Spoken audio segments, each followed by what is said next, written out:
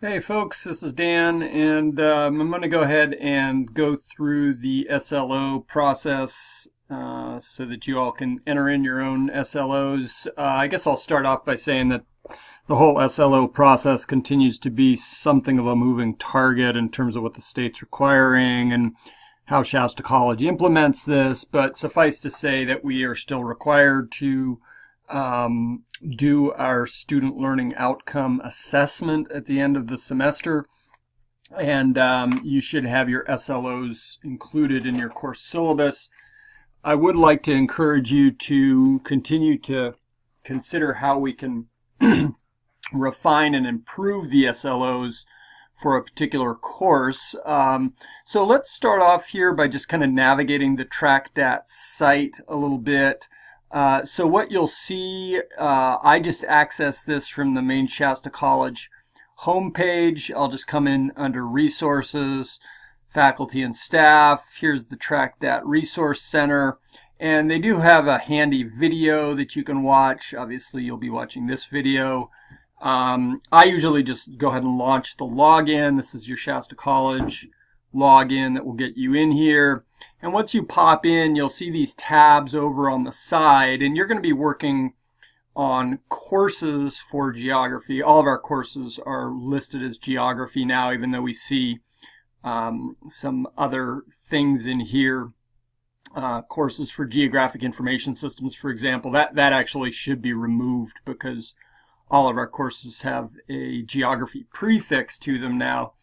And you guys are going to be working here under the course planning area. And if you go to the course SLOs, you'll see the active SLOs. And you'll notice that each of them has a topical sort of superheading and then a description afterwards. So this is how we currently have this set up. The number of SLOs, I'm been winnowing these down a little bit, trying to keep these as really sort of broad meta topics. And so 4, 5, maybe 6, probably not many more than that. I'm seeing courses coming through our curriculum committee that have 1 and 2 SLOs in them in some cases. So even 4 may be more than a lot of the courses that are out there. So the way that you read this is that under the course planning, I'm in course SLOs. This is actually going to show you the current SLO and the means of assessment that have been defined. And so I'm in California geography right now, and these are the means of assessment. These are ones that mostly Melinda and I have been working on together. And we have kind of a related assignment that we've been using, but it's a little bit different. This is my assignment that I'm going to be assessing for this semester. And so I'm going to go ahead and just copy the text out of the overview from the assignment by way of creating my means of assessment. Now, you may be using an existing means of assessment, in which case you wouldn't need to do this particular step. But I'm going to start off by adding a means of assessment and a criteria, and this assessment type is going to be a written assignment. And the means of assessment and scoring criteria, so I'm going to include just what the assignment is, and I'll go ahead and specify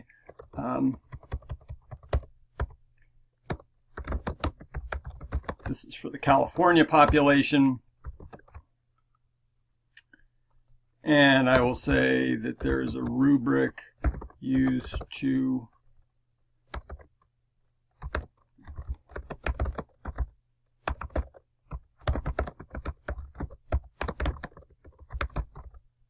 okay, so I'm using a rubric to grant points for different sections of the assignment. And the standard that I've been using for most of these is that I'm looking for 75%, 3/4 of the class to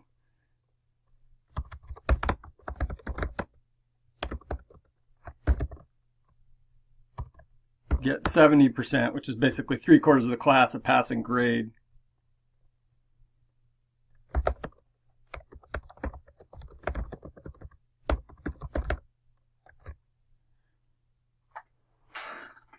Okay, so I'm not going to include anything right now in the assessment on the application of results.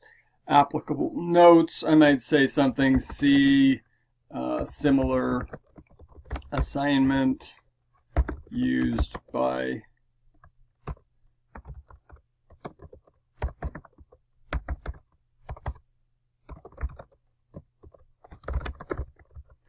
Okay, so again, we sort of used a similar route of the assignment.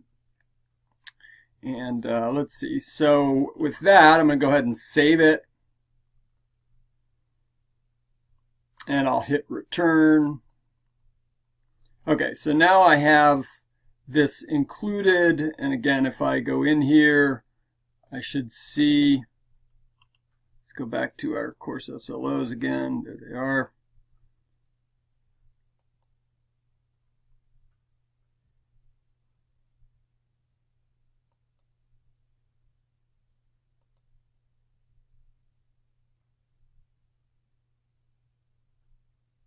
There we go, means of assessment. I was having trouble finding where that was.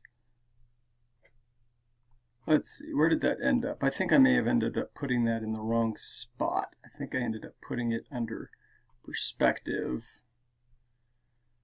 Yes, I ended up putting this in the wrong spot. Let's see if this is going to let me move this. I may be able to make a copy of it.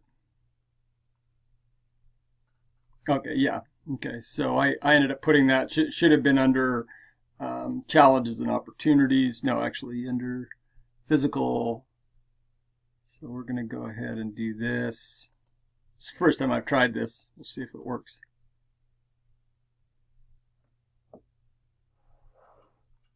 Okay, so under physical now. Yes, so this is the one that I just created. So I just successfully copied it. And actually, I don't want it under here. So I'm going to go ahead and delete it from this spot. So obviously, you just want to be careful doing this so that we don't end up with stuff moved to the wrong spaces. But this is the one that I just created. Okay, so with that set up, and this is where I do like to include the related documents here. So if you go into the related documents, okay, there we go. So I'm going to related documents, and you can do a drag and drop.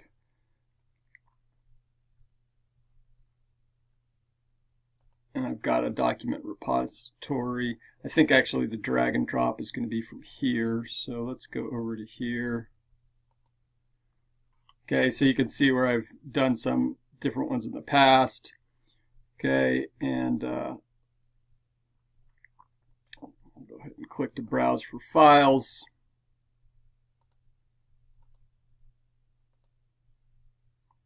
I'll go out there and get that assignment. Okay, so there's the assignment that was used.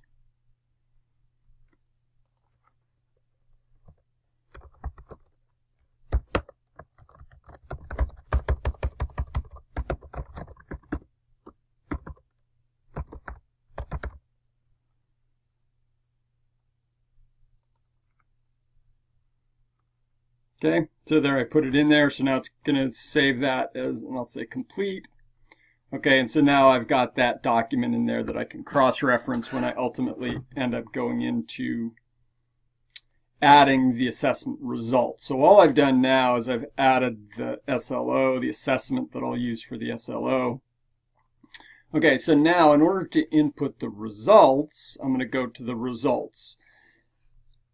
Again, under course planning, results, this is where we add in the results. And I would remind you that for some of you, you may be assessing something that you already have the assignment included, so you will not need to do that preceding step. You'll just go in and again, this is where I'm going to come in and add in my results. And I just went into my spreadsheet. This is the assignment itself. And one of the interesting results that I'll comment on in my assessment evaluation of my results is the fact that I had a number of students that did not respond to the exam, or did not complete the assignment. There's assignment number 2.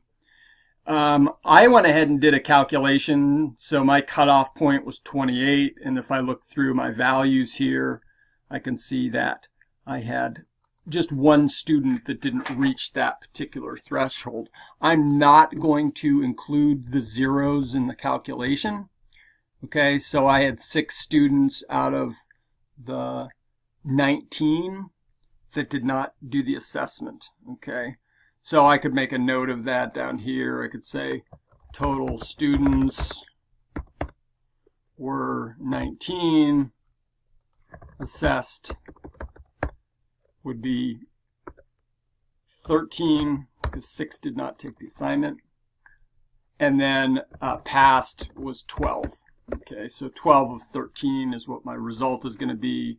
So percentage passed would be 12. I'm just doing this for my own reference. Okay, and so I can see I had 92% success rate based on those that passed, or based on those that took the assessment. So the assessment analysis I'll come back to in a second. Let's do the bread and butter stuff here. So the reporting period, you use the school year.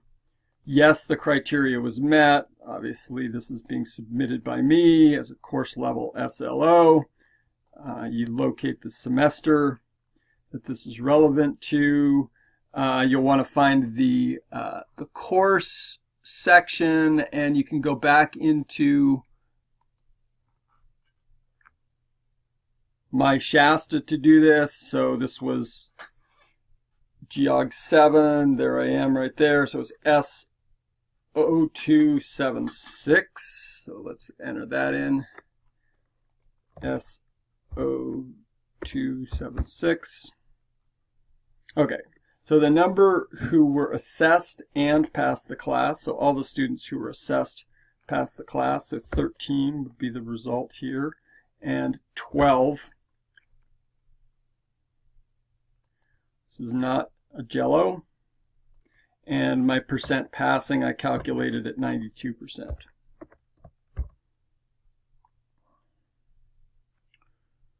So in analyzing my results, I will point out, and I've already gone through obviously and looked at this, but there were kind of 3 different parts of this where I had them basically using their textbook for looking at historical periods. I had them looking at census data, comparing these, and then writing a narrative based on an ethnic minority. And then finally, this health and well-being, and this was the thing that was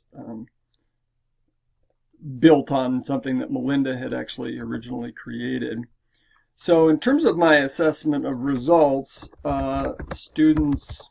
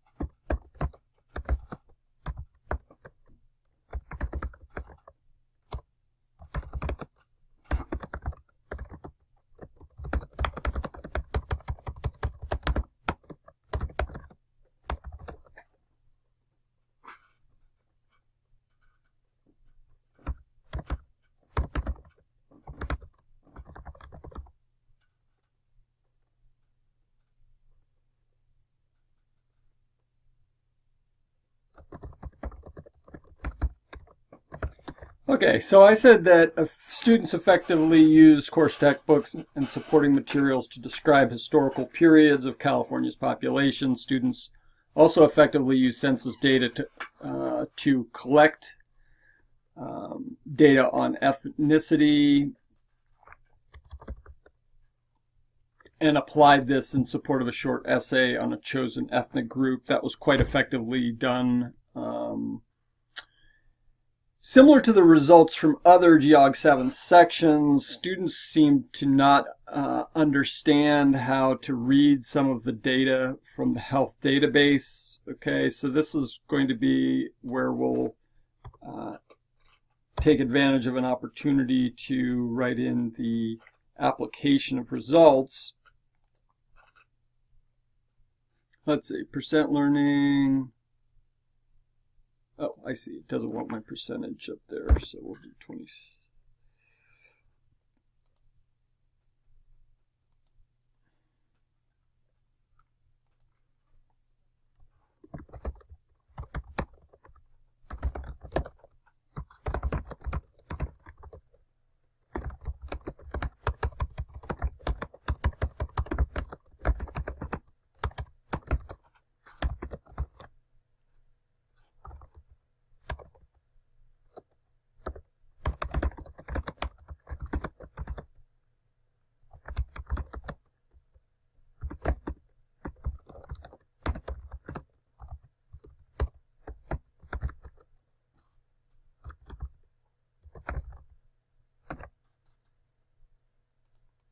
Okay, so just a little bit more of the supporting information that we'll want to give them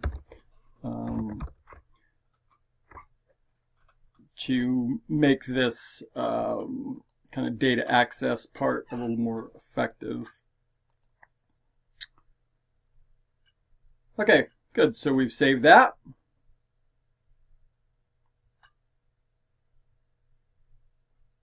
And we'll return.